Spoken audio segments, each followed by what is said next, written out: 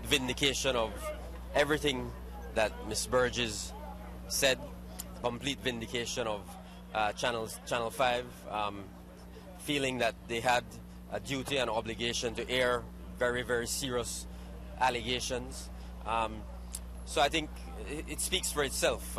We have been denied a court judgment which would be on public record for eternity, which would lay out in very clear terms that Mr. Castro is a liar and that he was in fact corruptly involved and engaged in these activities.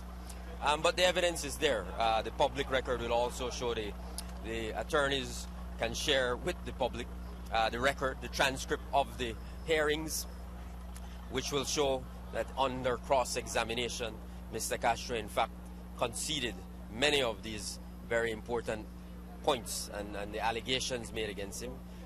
So it's damning, and there can be no circumstances under which Mr. Barrow can come to the people of Belize and say he continues to support Edmund Castro as a part of his government.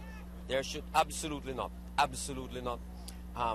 In fact, the allegations that came out in court and the evidence that came out in court should call for criminal prosecution. That is the truth. Criminal prosecution of this individual.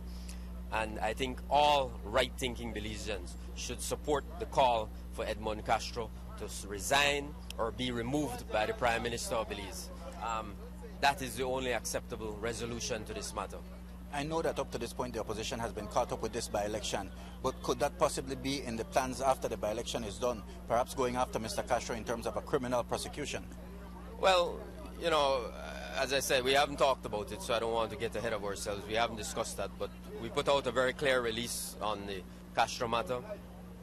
And definitely, this is something that we feel very strongly about, that we will continue to pursue.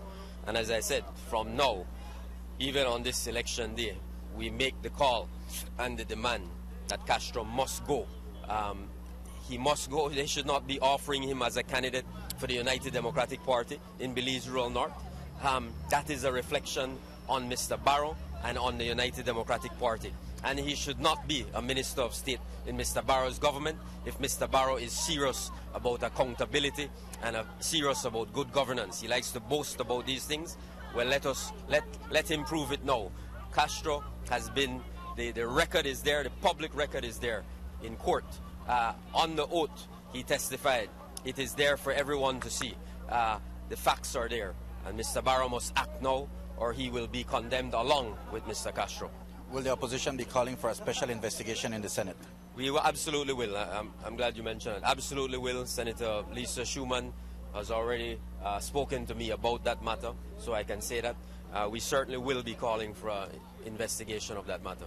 You know, we already did at one point when we called for an overall investigation of the immigration scandal involving Elvin Penner, and that was blocked by the UDP senators led by Godwin.